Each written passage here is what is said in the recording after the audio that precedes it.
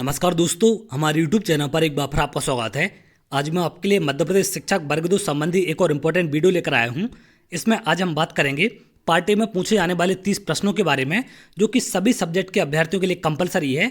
इसके अलावा आपके 120 प्रश्न सब्जेक्ट वाइज अलग पूछे जाएंगे, लेकिन पार्ट ए सभी के लिए कंपलसरी है। और ये हमारा प्रैक्टिस सेट नंबर 13 है। इसके पहले 12 प्रैक्टिस सेट मैं आपको सॉल्व करा चुका हूं, तो अगर आपने नहीं देखा है, एमपीटेट वर्ग 2 के नाम से प्लेलिस्ट है। वो प्लेलिस्ट का लिंक आपको डिस्क्रिप्शन में मिल जाएगा, तो वहां पर जाकर आप सभी वीडियो देख सकते हैं और यहां से आप अपनी प्रैक्टिस कर सकते हैं। और ये सभी प्रैक्टिस सेट आपके लेटेस्ट पैटर्न पर आधारित हैं। तो चलिए एक एक करके इन सब के बारे में हम बात करेंगे। सबसे पहला प्रश्न है, कार्य को नए ढंग से करने की पद्धति को हम एक शब्द में क्या कहते हैं? तो नए ढंग से करने की पद्धति पूछी गई है, तो इसको कहते हैं नवीनीकरण। क्लियर है। अगले प्रश्न पर आते हैं। अगला प्रश्न यहाँ पर दिया गया है, निम्नलिखित में से उपसर्ग रहित शब्द है। कौन से शब्द में उपसर्ग नहीं लगा, हमें ये बताना है। तो उपसर्ग का मतलब होता है जो आगे लगा होता है। क्लियर है। उपसर्ग यहाँ पर आप देखें, सुयोग में भी लगा हुआ है, विदेश में भी लगा है, अत्यधिक में भी लगा है, लेकिन सुरेश में कोई भी उपसर्ग नहीं लगा है, तो ये वाला इसका आंसर होगा। अगले प्रश्न पर आते हैं।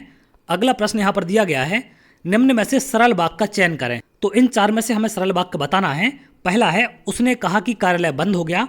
दूसरा है, सुबह हुई और वह आ गया। तीसरा है, राहुल धीरे धीरे लिखता है। चौथा है, जो बड़े हैं उन्हें सम्मान दो। तो यहाँ पर सी नंबर का राहुल धीरे धीरे लिखता है, ये सरल वाक्य है आपका। अगले प्रश्न पर आते हैं। अगला है यहाँ पर, परमेश्वर में कौन सा समास है? तो परमेश्वर का समास विग्रह आपको पता होना चाहिए। इसका समास विग्रह होता है, परम है जो ईश्वर। क्या होता है? परम है जो ईश्वर। क्लियर है। वो क्या होते हैं? परमेश्वर होते हैं। तो इसमें कौन सा समास है? इसमें है आपका कर्मधारय समास। क्लियर है। अगले प्रश्न पर आते हैं। अगला प्रश्न है, पवित्र का सही संधि विच्छेद आपको बताना है कि क्या होगा। 4 ऑप्शन यहाँ पर आपको दिए गए हैं। तो पवित्र का संधि विग्रह क्या होता है? पौ धन इत्र। क्लियर है। ये इसका संधि विग्रह है। अगर हम बात करें कि इसमें कौन सी संधि है, तो ये भी आप याद रखेंगे, अयादि संधि है। क्लियर है। अयादि संधि। तो ये भी आपको यहाँ पर ध्यान रखना है। अगले प्रश्न पर आते हैं। अगला प्रश्न यहाँ पर दिया गया है, सम्मुख का विलोम शब्द है। तो सम्मुख का विलोम क्या होता है? उन्मुख, विमुख, प्रमुख या पर अधिमुख। तो सम्मुख का विलोम होता है आपका विमुख। ये बहुत इंपॉर्टेंट प्रश्न है। इस टाइप के प्रश्न आपको अक्सर मिल जाते हैं जिनमें ये वर्ड आपके कंफ्यूजिंग होते हैं। क्लियर है। अगले प्रश्न पर आते हैं। अगला प्रश्न यहाँ पर दिया गया है, कौन सा शब्द भाववाचक संज्ञा नहीं है? तो यहाँ पर भाववाचक संज्ञा की बात की गई है। यहाँ पर है पहला मिठाई, ये आपका पदार्थवाचक है। चतुराई भाववाचक है, लड़ाई भी है और उतराई भी है। क्लियर है। तो ए नंबर का आंसर होगा। अगले प्रश्न पर आते हैं। अगला प्रश्न यहाँ पर दिया गया है, जौहर खुलना का अर्थ है। जौहर खुलना का क्या अर्थ होता है?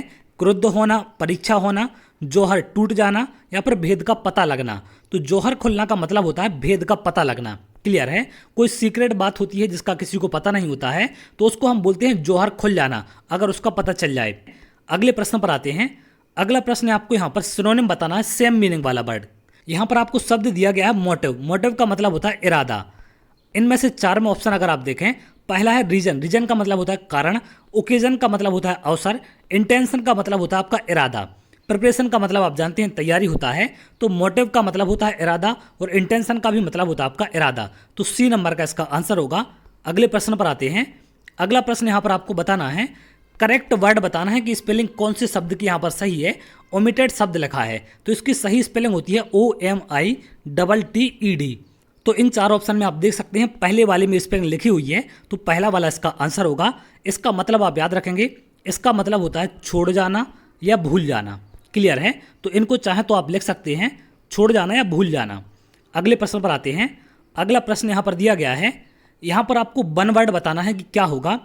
फ्री समबडी फ्रॉम ब्लेम और गिल्टी। तो किसी को दोष मुक्त करने को हम एक शब्द में क्या कहते हैं? पहला है एक्सक्यूज, इसका मतलब होता है क्षमा करना। क्लियर है। दूसरा है रिप्रिमेंड, इसका मतलब क्या होता है? इसका मतलब होता है आपका डांटना। अगला है एक्सोनरेट, इसका मतलब होता है आपका बरी करना या दोष मुक्त करना। बरी करना या दोष मुक्त करना। क्लियर है। जो कि आपसे यहाँ पर पूछा गया है। अगला है एक्यूज। एक्यूज का मतलब होता है आरोप लगाना। तो यहाँ पर पूछा गया हमसे कि दोष मुक्त करने को हम क्या कहते हैं? तो एक्सोनरेट इसका सही आंसर होगा, सी वाला। अगले प्रश्न पर आते हैं। अगला प्रश्न यहाँ पर हमें बताना है, इडियम फ्रेजेस बताना है क्या होगा। टू ईट वंस ऑन, इसका इडियम फ्रेजेस क्या होगा? To offer bright with sweet words, to listen carefully, to remain silent, forced to retract one's own statement. तो इसका मतलब क्या होगा? डी नंबर का। क्लियर है। अगले प्रश्न पर आते हैं। अगला प्रश्न यहाँ पर दिया गया है, यहाँ पर हमें इसमें एरर बतानी है कि कौन से पार्ट में एरर है।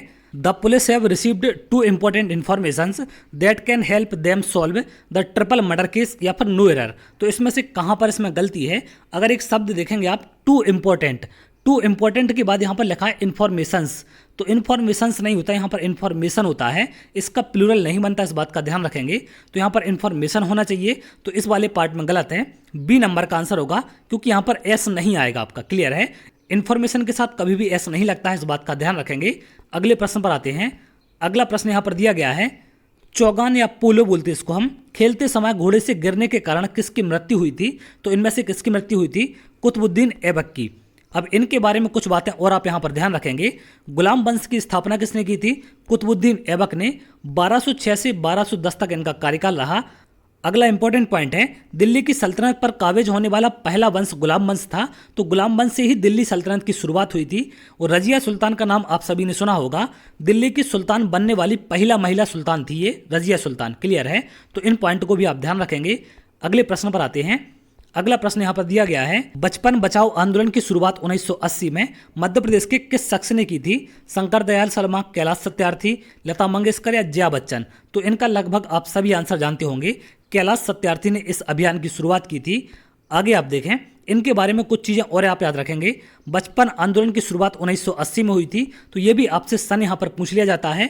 इसके साथ साथ एक और इम्पोर्टेंट पॉइंट है, 2014 में मलाला यूसुफजई के साथ नोबेल पुरस्कार कैलाश सत्यार्थी को दिया गया था, तो ये भी आपसे पूछ लेते हैं। मलाला यूसुफजई पाकिस्तान की हैं, तो इनके बारे में भी आप ध्यान रखेंगे। अगले प्रश्न पर आते हैं। अगला है, गोटमार मेला मध्य प्रदेश के किस जिले में लगता है? बहुत फेमस मेला है ये, आपका कहाँ पर लगता है? छिंदवाड़ा में। क्लियर है? अगले प्रश्न पर आते हैं। अगला प्रश्न है, प्रोजेक्ट टाइगर की शुरुआत किस सन में की गई थी? हमें यहाँ पर सन बताना है। तो प्रोजेक्ट टाइगर की शुरुआत हुई थी आपकी 1973 से। प्रोजेक्ट टाइगर की शुरुआत बाघों की रक्षा के लिए की गई थी, तो इस पॉइंट को भी आप ध्यान रखेंगे। अगले प्रश्न पर आते हैं। अगला प्रश्न है, यदि 18 वस्तुओं का क्रय मूल्य 15 वस्तुओं के विक्रय मूल्य के बराबर है तो लाभ प्रतिशत बताना है। तो यहाँ पर जैसा बोला गया हम वैसा लिख देंगे। 18 का क्रय मूल्य मतलब होता है कॉस्ट प्राइस, बराबर है 15 के विक्रय मूल्य यानी कि सेलिंग प्राइस के। क्लियर है? तो कॉस्ट प्राइस और सेलिंग प्राइस को आप एक साइड कर लें, तो यहाँ से सेलिंग प्राइस अपॉन में आ जाएगा, cost price upon selling price बराबर हो जाएगा 15/18। क्लियर है? अब यहाँ पर आप देखेंगे कॉस्ट प्राइस आपका 15 है, सेलिंग प्राइस आपका 18 है, तो कितना फायदा हो जाएगा आपको यहाँ से? 3 का। ये आपका क्रय मूल्य है ऊपर, और नीचे आपका विक्रय मूल्य है। क्लियर है? विक्रय मूल्य 3 ज़्यादा है तो आपको यहाँ पर फायदा होगा, तो 3 का फायदा होगा आपको किस पर? क्रय मूल्य पर। क्रय मूल्य कितना है? 15। 3/15 इंटू 100 करेंगे तो परसेंटेज मिल जाएगा। 3 से कटेगा ये 5 बार, 5 से कटेगा 100 20 बार, तो यहाँ पर कितना मिल जाएगा? 20% का। क्लियर है? तो 20% का यहाँ पर क्या होगा? लाभ होगा आपका। अगले प्रश्न पर आते हैं। अगला यहाँ पर आपको कोडिंग दी गई है, यदि Q का अर्थ जोड़ना है, J का अर्थ गुणा है, T का अर्थ घटाना है और K का अर्थ भाग देना है, तो इसका हमें आंसर बताना है। तो इस प्रकार के प्रश्न में सबसे पहले आपको लेटर का कोड लिखना है। जैसे यहाँ पर लिखा है 30, 30 के बाद है K का अर्थ है भाग देना, यानी कि यहाँ पर क्या आएगा? भाग का चिन्ह आएगा 2। Q का अर्थ क्या है? जोड़ना, प्लस 3 हो जाएगा। J का अर्थ है गुणा, यानी कि 6 हो जाएगा, और T का अर्थ है घटाना, तो 5 हो जाएगा। अब यहाँ पर आपको बोर्ड मास लगाना है, तो बोर्ड मास में सबसे पहले डिवाइड होता है, तो ये आ जाएगा आपका 15 प्लस, उसके बाद मल्टीप्लाई होता है, तो ये कितना हो जाएगा? 18 माइनस 5। क्लियर है? तो यहाँ पर इन 2 को आप प्लस करेंगे, ये कितना हो जाएगा आपका? 33 माइनस 5, तो ये आ जाएगा आपके यहाँ से 28। क्लियर है? तो 28 इसका आंसर हो जाएगा बी वाला। तो इस बात का ध्यान रखेंगे। इस प्रकार से आपको ऐसे प्रश्नों को सॉल्व करना है। पहले आप उनके कोडवर्ड लिख लेंगे, उसके बाद आगे सॉल्व करेंगे। अगला प्रश्न यहाँ पर एक सीरीज से है, 6 को 17 लिखा है, तो यहाँ पर बताना है कि हम 9 को क्या लिख सकते हैं। तो 6 को 17 पहले हम ये देखेंगे किस प्रकार से लिखा गया है। तो 6 का 3 गुना से 1 कम दिख रहा है, यहाँ पर ये 3 गुना से 1 कम है, तो यहाँ हम देखेंगे 9 के 3 गुने से 1 कम कितना हो जाएगा? 9 गुणे 3 27, 27 माइनस 1 26। तो क्या 26 ऑप्शन में है? बिल्कुल है। तो डी नंबर का यहाँ पर आंसर हो जाएगा। अगले प्रश्न पर आते हैं। अगला प्रश्न यहाँ पर दिया गया है, मानव विकास कुछ विशेष सिद्धांतों पर आधारित है, निम्नलिखित में से कौन सा मानव विकास का सिद्धांत नहीं है? तो इनमें से कौन सा नहीं है? अनुक्रमिकता, सामान्य से विशिष्ट, प्रतिवर्ती या फिर निरंतरता? तो इनमें से कौन सा नहीं होता है? प्रतिवर्ती इनका सिद्धांत नहीं है। क्लियर है? अगले प्रश्न पर आते हैं। अगला प्रश्न यहाँ पर दिया गया है, खालिस्तान की अवस्था तक बालक की दृष्टि एवं श्रवण इंद्रियां पूर्ण विकसित हो चुकी हैं, तो किस एज में ये विकसित हो जाती हैं, हमें ये बताना है यहाँ पर। तो ये होती है आपकी 8 से 9 वर्ष की आयु में। क्लियर है? तो 8 से 9 साल की उम्र में सुनने की और देखने की ये पूरी की पूरी इंद्रियां आपकी विकसित हो जाती हैं। अगले प्रश्न पर आते हैं। अगला प्रश्न है, व्यक्ति की वर्तमान योजनाएं जो भविष्य की ओर संकेत करती हैं, क्या कहते हैं उनको? अभिक्षमता, अभिवृत्ति, मनोवृत्ति या फिर रुचि। तो इनको हम क्या कहते हैं? इनको कहा जाता है अभिक्षमता। क्लियर है? अगले प्रश्न पर आते हैं। अगला प्रश्न यहाँ पर दिया गया है, किस स्तर की बौद्धिक क्षमता होने पर बच्चों में सामान्य व्यवहार पाया जाता है? तीव्र बौद्धिक योग्यता, मंद बौद्धिक योग्यता या फिर तीव्र एवं मंद बौद्धिक योग्यता या इनमें से कोई नहीं। तो यहाँ पर बात की गई है सामान्य व्यवहार की, तो तीव्र और मंद दोनों प्रकार की बौद्धिक योग्यता होनी चाहिए, क्योंकि अगर सिर्फ तीव्र होगी तो उससे भी सामान्य व्यवहार नहीं कर पाएगा, या फिर सिर्फ मंद होगी तो भी सामान्य व्यवहार नहीं कर पाएगा। तो दोनों का कॉम्बिनेशन होना यहाँ पर जरूरी है, जिससे बच्चा यहाँ पर सामान्य व्यवहार कर पाएगा। अगले प्रश्न पर आते हैं। अगला प्रश्न यहाँ पर दिया गया है, निम्न में से कौन सा विकल्प उपलब्धि में व्यक्तिगत विभिन्नता का प्रतीक नहीं है? पहला है पूर्व अनुभवों में विभिन्नता, लिंग में विभिन्नता, रुचियों में विभिन्नता या पूर्व निर्देशन में विभिन्नता। तो लिंग में विभिन्नता इसका प्रतीक नहीं है, तो ये वाला आंसर होगा। अगले प्रश्न पर आते हैं। अगला प्रश्न है, अभिरुचि, चरित्र एवं मूल्यों का विकास किसके द्वारा कराया जा सकता है? प्रशिक्षण से, आचरण से, शिक्षण से या फिर अनुदेशन से। तो ये आपका आचरण से हो सकता है, अभिरुचि, चरित्र और मूल्यों का विकास। क्लियर है? अगले प्रश्न पर आते हैं। अगला प्रश्न है, आदर्श समाज का विकास चक्र और उसकी परम श्रेष्ठ संरक्षिका है, कथन किसका है? इन चार में से किसने कथन दिया था, हमें ये बताना है। तो ये दिया था जेम्स ने, ये जेम्स का कथन है। अगले प्रश्न पर आते हैं। अगला प्रश्न यहाँ पर दिया गया है, छात्रों को मानसिक रूप से स्वस्थ बने रहने के लिए विद्यालय प्रशासन को कौन सा तरीका अपनाना चाहिए? पहला है घर पर अनुकूल वातावरण देना, बच्चों के मित्रों पर निगरानी रखना, नियमित स्वास्थ्य परीक्षण, शिक्षण की उपयुक्त विधियां। तो यहाँ पर नियमित स्वास्थ्य परीक्षण करना चाहिए। अगले प्रश्न पर आते हैं। अगला प्रश्न है, बार बार दृढ़तापूर्वक नियमों का उल्लंघन करने से तात्पर्य है आचरण विकृति, अति क्रियाशीलता, एक और दो दोनों या फिर इनमें से कोई नहीं। तो इसका तात्पर्य क्या होता है? आचरण विकृति। क्लियर है? अगर कोई बार बार दृढ़तापूर्वक नियम का उल्लंघन करता है, इसका मतलब उसके आचरण में कोई गलती है या उसके आचरण सही नहीं है, जिसके चलते वो ऐसी हरकत बार बार करेगा। अगले प्रश्न पर आते हैं। अगला प्रश्न है, समस्यात्मक बालक किसे कहते हैं? कुछ समायोजित को, निम्न बुद्धिलब्धि वाले को, एकांकी को, समस्या समाधान करने वाले को। तो कुछ समायोजित को कहा जाता है समस्यात्मक बालक। तो ये थे आपके 30 प्रश्न, जो कि बहुत ही ज़्यादा इंपॉर्टेंट हैं। इसी प्रकार के पैटर्न पर आधारित प्रश्न आपसे पूछे जाएंगे, क्योंकि वर्ग 1 में भी इसी प्रकार के प्रश्न आपसे पूछे गए थे। तो चलिए, अगर आप ऐसी वीडियो चाहते हैं तो हमारे चैनल के साथ जुड़ सकते हैं, जिससे और भी इंपॉर्टेंट वीडियो आपको मिल सके। तो बहुत जल्द अगली वीडियो मिलेंगे, तब तक के लिए बहुत बहुत धन्यवाद।